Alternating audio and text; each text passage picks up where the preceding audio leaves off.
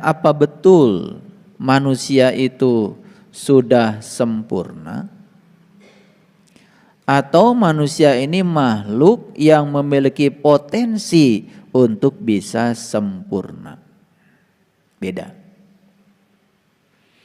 Kalau sudah sempurna, ya berarti sudah mencapai titik akhir. Tetapi kalau manusia ini adalah makhluk yang memiliki potensi untuk mencapai kesempurnaan, berarti harus mengalami proses evolusi. Itu sebabnya evolusi terjadi dalam dua dimensi. Yang pertama adalah evolusi fisik, yang kedua adalah evolusi kesadaran. Saya memahami dari ayat itu yang sudah sempurna itu adalah evolusi fisiknya. Jadi tujuan akhir dari penciptaan semesta raya ini adalah tubuh manusia. Sekali lagi, tujuan akhir dari proses penciptaan semesta raya ini adalah tubuh manusia. Itu sebabnya ada hadis qudsi yang menyatakan kuntu kanzan mahfian wa ahbabtu an u'rifa fa khalaqtu khalqan.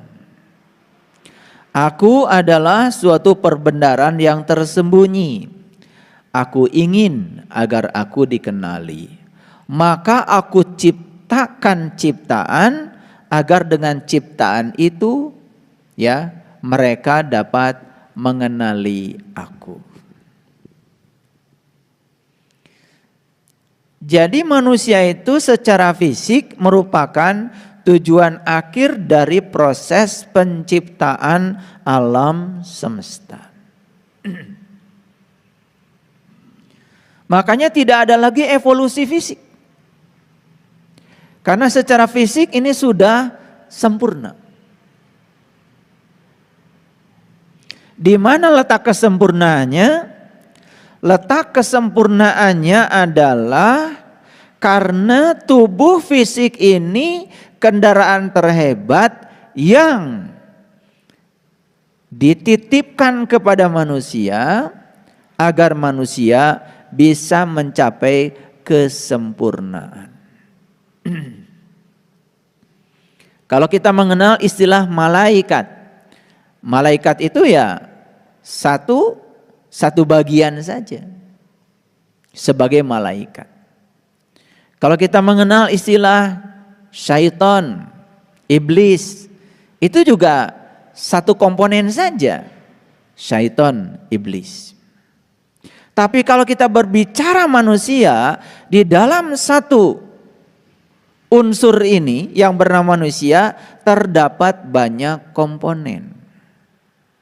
Allah bersama manusia, malaikat bersama manusia, syaitan bersama manusia. Itulah kesempurnaannya manusia. Makanya manusia bisa berada di alam manapun. Manusia bisa menembus alam malakut, alam jabarut, bisa menembus alam-alam tinggi, tapi manusia pun bisa menembus alam-alam rendah. Ada yang senang bergaul dengan hantu? Ada. Ada yang senang bergaul dengan genderuwo? Ada. Ada juga manusia yang bisa menembus alam-alam yang tinggi, alam malakut, alam jabarut. Bisa.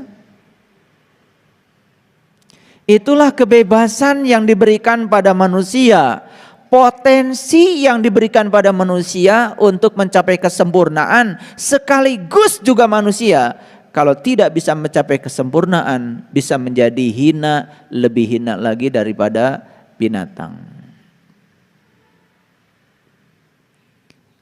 Makanya di ayat yang sama Allah mengatakan ya summa radadnahu asfala safilin. diciptakan sebagai makhluk yang sempurna, tetapi manusia bisa turun mengalami degradasi.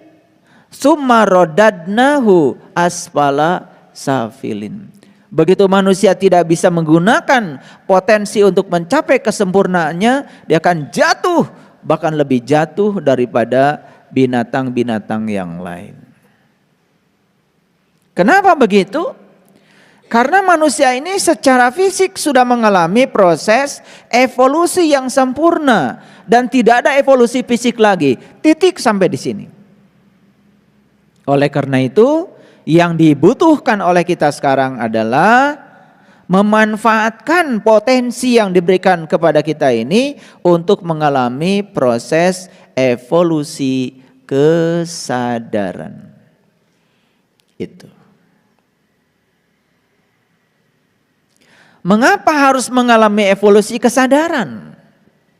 Dan mengapa Allah menciptakan makhluk yang bernama manusia? Untuk apa? Allah itu sudah maha sempurna. Allah itu sudah maha kuasa. Allah itu sudah maha pengasih, maha penyayang. Lalu buat apa Allah menciptakan manusia? Untuk apa sesungguhnya? Jadi kalau kita belajar ilmu ma'rifat tentang 7 martabat alam. Jadi Allah yang ada di alam ahadiyah, di alam wahidiyah, menyendiri di situ. Dengan segala kesempurnaannya, beliau itu tidak bisa menikmati kesempurnaan. Maka dari 7 martabat alam itu, dari martabat alam yang pertama turun ke martabat yang kedua, turun ke martabat yang ketiga, sampai akhirnya turun ke martabat alam yang ketujuh yang disebut dengan insan kamil. Untuk apa? Karena beliau ingin menikmati kesempurnaan ciptaannya.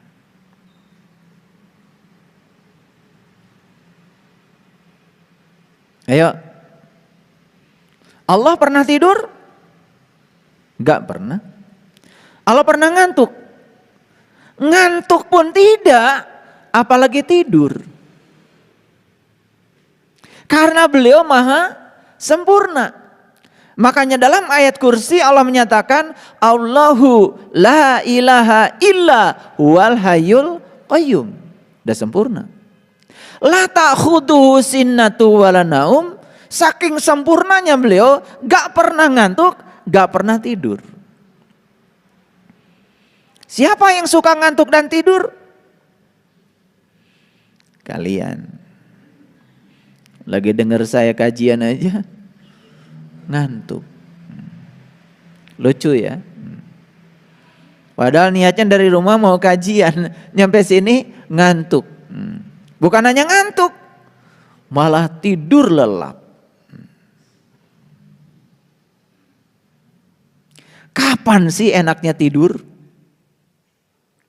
Kan ketika ngantuk. Betul?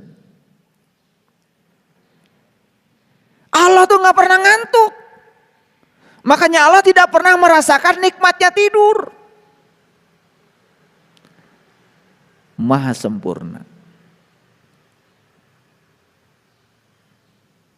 Kita ini diberi ngantuk supaya merasakan nikmatnya tidur.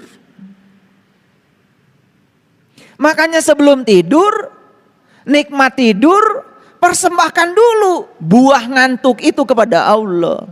Bismika Allahumma ahya wa bismika amut. Karena Allah menciptakan ngantuk, menciptakan tidur, itu untuk persembahan kepada beliau.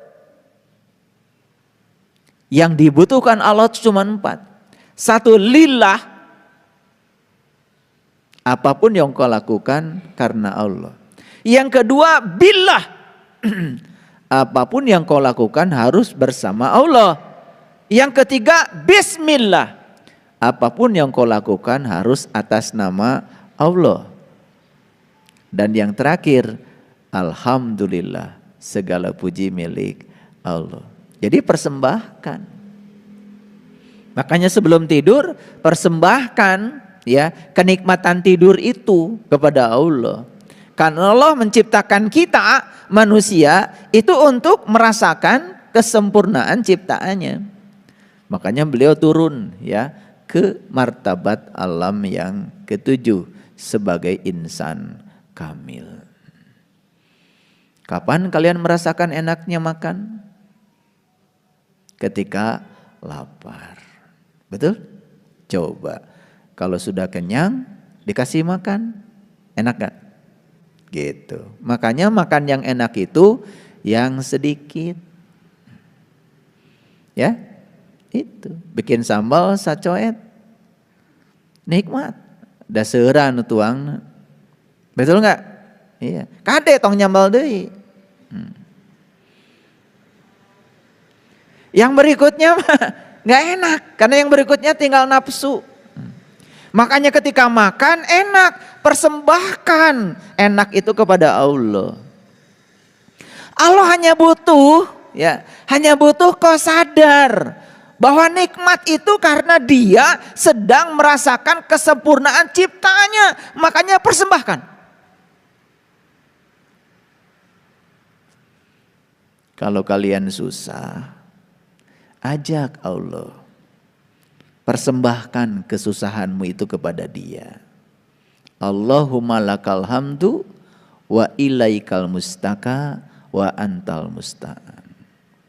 Ya Allah, segala puji hanya milikmu. Aku pasrahkan seluruh masalahku kepadamu. Karena engkaulah satu-satunya penolongku. Senang tuh kalau Allah diajak begitu. Makanya doa bukan ngajarin Allah supaya Allah ngikutin keinginan kita. Tapi doa itu adalah memasrahkan diri sepenuhnya kepada Allah. Biar Allah hadir billah beserta kita. Gitu. Kenapa ya masalah saya kok gak kelar-kelar. Habis masalahnya dikekewek sorangan. Harusnya sertakan dia yang maha segalanya. Makanya kenapa ada pendapat dari orang-orang yang sudah tinggi kesadarannya, di tingkat kesadaran yang tinggi kita bisa menyelesaikan masalah bahkan tanpa upaya kita. Itu dulu banyak yang gak ngerti statement itu. Makanya dengarkan di YouTube saya menjelaskan tentang 7 jalan baru yang menakjubkan. Salah satu dari 7 itu adalah yang nomor 7. Apa itu? Mendapatkan sesuatu yang besar dengan upaya sesedikit mungkin. Makanya hidup itu bukan perjuangan. Hati-hati. Kalau kita memandang hidup itu sebagai perjuangan, ya apapun yang kau ingin dapat selalu harus dengan perjuangan. Karena filsafatmu yang keliru di pikiranmu menganggap hidup adalah perjuangan. Hidup itu susah dan penuh perjuangan. Kenapa sih tidak kita pandang hidup itu mudah dan menyenangkan? Bagi orang yang memandang hidup itu mudah dan menyenangkan, maka dia akan mendapatkan kemudahan dan selalu menyenangkan. Sebagian orang yang memandang hidup itu susah dan penuh perjuangan, mau teh manis saja harus penuh perjuangan. Jadi sebetulnya itu adalah like attracts like. Yang kau dapat dalam hidup tergantung sudut pandangmu terhadap hidup seperti apa. Makanya lihat ya, orang-orang yang negatif aja ya, sudut pandangnya terhadap kehidupan hasilnya negatif saja. Mohon maaf ya. Iya. Keluarga berantakan. Ekonomi berantakan. Tubuh fisik berantakan. Pikiran berantakan. Spiritual berantakan. Semuanya berantakan. Like attracts like. Yang serupa menarik yang serupa. Nah, bagus nggak berantakan? Bagus. Karena ketika berantakan itu menjadi indikator untuk kita bangkit. Kalau kita bisa membacanya. Bagus. Sakit bagus nggak? Bagus. Karena dengan cara itulah tubuh bicara kepada kita. Kata tubuh, tolong dong perhatikan saya. Tubuh sedang berteriak dengan rasa sakit. Supaya kita mengalami perubahan tentang cara hidup. Tolong dong kata lambung. Ini udah kepenuhan nih. Jangan dimasukin terus. Stop. Beri saya waktu 8 jam untuk memproses yang tadi sudah kamu masukkan. Ini jam 6 makan nasi goreng, jam 7 makan cireng, jam 8 makan kupat tahu, jam 9 kemudian makan bala-bala, jam 10 makan gehu, jam 11 mie ayam, jam 12 mie kocok, jam 1 nasi timbel. Ya amruk, timbullah penyakit namanya mah. Mah itu tidak selalu kurang makan. Mah itu sebetulnya menjejalkan makanan pada lambung. Akibatnya lambung mengalami kerusakan. Karena apa? Batas kemampuan lambung untuk menggiling makanan kolampaui. Sakit jadinya, ada luka di lambung. Ketika luka di lambung terjadi, maka lambung menimbulkan gas-gas yang tidak penting. Nah, gas itu kalau berakumulasi mendesak ke hati, mendesak ke jantung, sesek jadinya. Bagus gak sakit? Bagus, karena sakit itu tubuh sedang bicara. Nah, menjadi tidak bagus saat kita tidak mau mendengar apa kata tubuh lewat sakit itu. Saya menderita hidupnya, bagus? Bagus, kalau kau bisa menangkap makna di balik penderitaanmu, sebetulnya itu adalah semesta sedang mengingatkanmu. Ada sesuatu yang harus kau rubah. Ini yang terjadi sekarang ini, ketika kita sudah menderita, diam saja dalam penderitaan. Tidak mau mengambil sikap untuk melakukan perubahan. Ngerti apa tidak?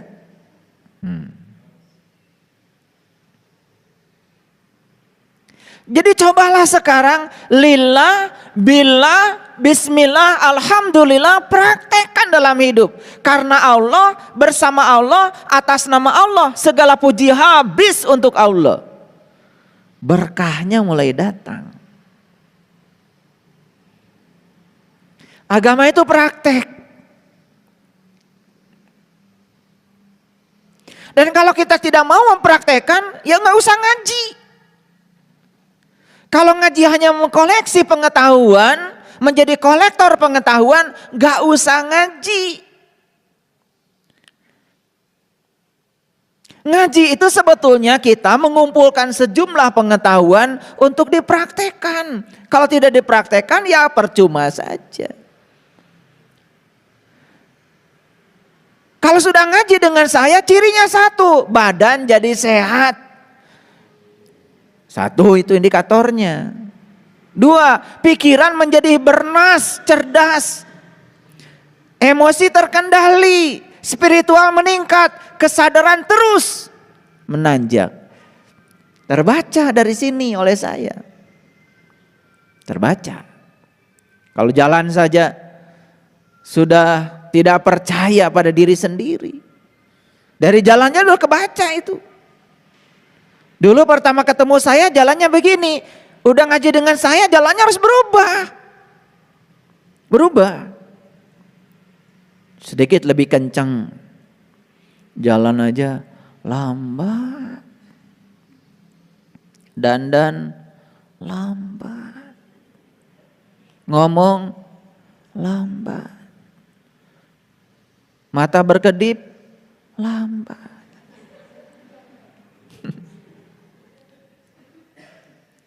Jadi spiritualitas itu harus membangun ya energisitas. harus lebih energetik. Itu yang disebut dengan menua sekaligus juga mendewasa. Jangan menua itu kemudian menjadi kekanak-kanakan. Jangan menua itu menjadi melemah. Menua menjadi menguat apabila kita menua sekaligus mendewasa. Makanya di Quran surat At-Tin itu ada pernyataan yang sangat indah. Watin, watin, wazaitun. Demi tin. Apa sih tin itu? Wazaitun. Tin itu ada di pohon zaitun. Mana pohon zaitun? Pohon zaitun itu tubuh kita. Ini kendaraan terhebat yang sudah diciptakan Allah untuk melakukan perjalanan, melakukan evolusi kesadaran. Dan di pohon zaitun ini ada tin, ada buah tin. Di mana diletakkan buah tin? Waturisinin, waturisinin. Tur tuh gunung. Mana gunung? Ini bagian tertinggi dari diri kita, puncak kesadarannya manusia. Inilah tin kita. Inilah zaitun kita. Watin, wa zaitun, waturisinin. Wahadal baladil amin. Temukan kota yang indah di situ. Temukan kota yang indah di situ. Keluar dari kampungmu. Bunuh egomu. Temukan kota yang indah di situ. Waturisinin, waturisinin. Karena pusat semesta ada dalam dirimu. Itulah yang kemudian ditekankan oleh Allah. Laqad khalaqnal insan fi ahsani taqwim. Sungguh aku telah menciptakan tubuhmu. Tujuan terakhir dari penciptaanku. Tidak ada evolusi setelah tubuh manusia. Tidak ada lagi evolusi. Karena apa?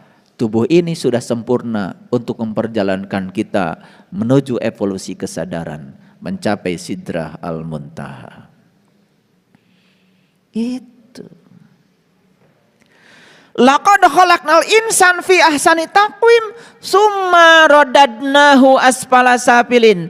Tapi kemudian perjalananmu akan jatuh ke lembah kebinasaan yang sangat mengerikan. Illal ladzina amanu wa amilus solihah. Kecuali satu orang yang beriman yang sudah terbuka penglihatannya kepada Allah. Yang kedua adalah wa amilus solihah. Tahu metode, tahu cara untuk mempergunakan tubuh agar kesadaran kita mengalami evolusi. Itu Quran surat At-Tin itu keren.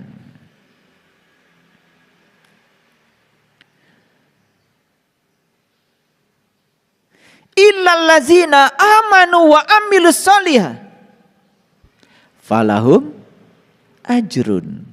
Bagi mereka adalah zat Allah. Ajrun itu zarah. Zarah itu adalah zat. Falahum ajrun. Bagi mereka adalah zat Allah. Ghairu mamnun, yang tidak akan pernah ada henti-hentinya. Abadi, seabadi ilahi. Gitu.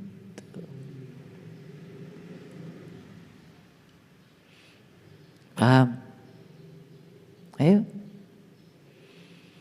Jadi evolusi fisik sudah selesai. Sekarang kita tinggal memperjalankan diri kita untuk mengalami proses evolusi kesadaran. Itu yang paling penting. Karena perbedaan kebahagiaan satu makhluk dengan makhluk yang lain terletak pada gradasi kesadarannya. Itu saja. Apa sih bedanya tumbuhan dengan hewan? Apa bedanya hewan dengan manusia? Perbedaannya adalah dalam gradasi kesadarannya. Makanya ketika manusia meninggal, manusia itu cuma dua kemungkinan. Satu, bisa memasuki alam tinggi. Yang kedua, bisa memasuki alam rendah. Alam tinggi ada dua, ada tiga. Yang pertama adalah kembali menjadi manusia. Jadi kembali menjadi manusia, seburuk apapun nasibnya itu tetap alam tinggi. Karena alam tinggi yang kedua namanya alam dewa. Alam dewa yang tinggi. Alam tinggi yang ketiga alam dewa yang rendah. Jadi alam dewa ada dua, alam dewa tinggi, alam dewa yang rendah. Tetapi jangan mengira bahwa alam dewa lebih tinggi daripada alam manusia. Alam manusia adalah alam tertinggi di alam paling tinggi.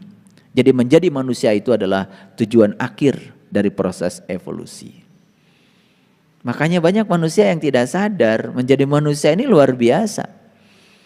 Nah, ketika dia tidak bisa memanfaatkan sebagai manusia yang sudah di posisi alam tinggi, maka dia bisa jadi masuk alam rendah. Alam rendah ada tiga. Satu alam binatang, yang kedua alam hantu, dan yang ketiga yang disebut dengan alam neraka.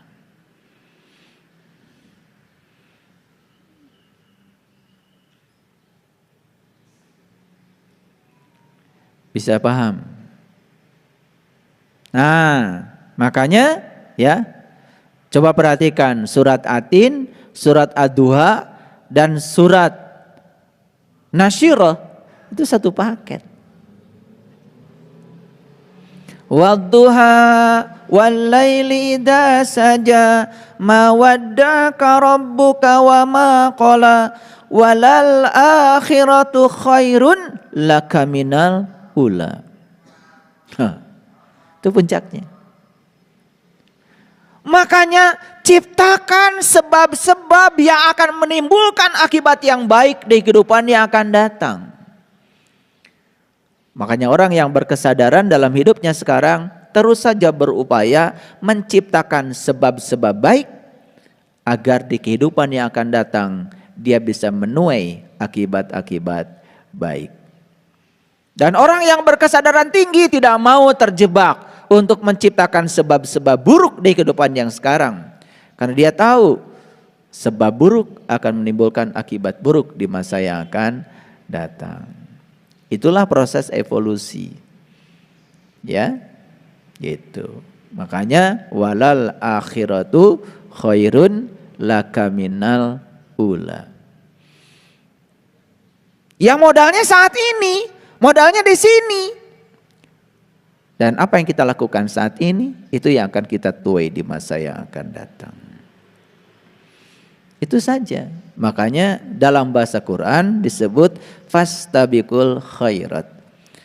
Berlari cepat menggapai kebaikan. Berlomba-lomba untuk melakukan sebab-sebab baik. Karena sebab baik pasti akan menimbulkan akibat yang baik. Itu saja. Dan jangan lupa ketika kita memberi, hati-hati. Itu memberi tidak memberi siapapun. Karena semua pemberian akan kembali kepadamu. Ketika kau memberi, sebetulnya kau sedang menciptakan sebab baik untuk menimbulkan akibat baik. Dan semua yang kau berikan pada orang hari ini, itu adalah untukmu sendiri. Makanya tidak ada pemberian kepada orang lain, tidak ada. Yang ada itu adalah pemberian untuk diri kita sendiri. Makanya orang yang pelit itu karena dia berpikir kalau dia memberi adalah memberi pada orang lain. Padahal sesungguhnya dia memberi untuk dirinya sendiri. Dia sedang menciptakan sebab baik untuk akibat baik bagi dirinya sendiri. Jadi saya heran aja kalau ada orang yang pelit. Dikiranya memberi itu buat orang lain. Tidak. Memberi itu untukmu sendiri. Karena semua yang kau berikan akan kembali padamu di masa yang akan datang. Tidak ada buat orang lain. Bahkan harus bersyukur ketika masih ada orang yang mau diberi. Karena kita menitipkan pemberian kita kepada mereka untuk dituai oleh kita di kehidupan yang akan datang. Bayangkan kalau tidak ada orang yang mau diberi. Ketika tidak ada orang yang mau diberi, maka tidak akan terjadi proses pemberian. Maka di masa yang akan datang kita tidak punya tabungan. Jadi sebetulnya orang-orang yang dihadirkan untuk diberi adalah bank tabungan kita. Di situ kita titipkan semua kebaikan kita untuk dikembalikan semesta kepada kita. Itu bank. Itu bank. Itu yang namanya tabungan kebaikan kita. Dan kalau tidak ada yang menampung, tidak ada pemberian. Jadi jangan sombong ketika kita bisa memberi. Karena apa? Karena pemberian tidak ada kalau tidak ada orang yang mau diberi. Makanya saya sering mengatakan, semoga yang diberi dengan yang memberi sama-sama berbahagia. Paham? Gitu. Karena kalau tidak ada orang yang mau diberi, kita pun tidak merasakan kebahagiaan. Karena kita tidak memberi. Justru ketika kita memberi, disitulah kita merasakan kebahagiaan. Jadi bahagia itu ada dua, pada yang diberi dan pada yang memberi. Dan siapa yang paling bahagia dari yang memberi dan diberi? Allah. Allah yang maha sempurna sedang merasakan kesempurnaan dari ciptaannya. Dan kesempurnaan dari ciptaannya itu ada dua. Satu ada yang memberi, yang kedua ada yang diberi. Makanya ketika kita bisa memberi, persembahkan pemberian kita kepada Allah. Dan ketika ada yang diberi, persembahkan rasa bahagia diberi kepada Allah. Itu yang disebut dengan syukur.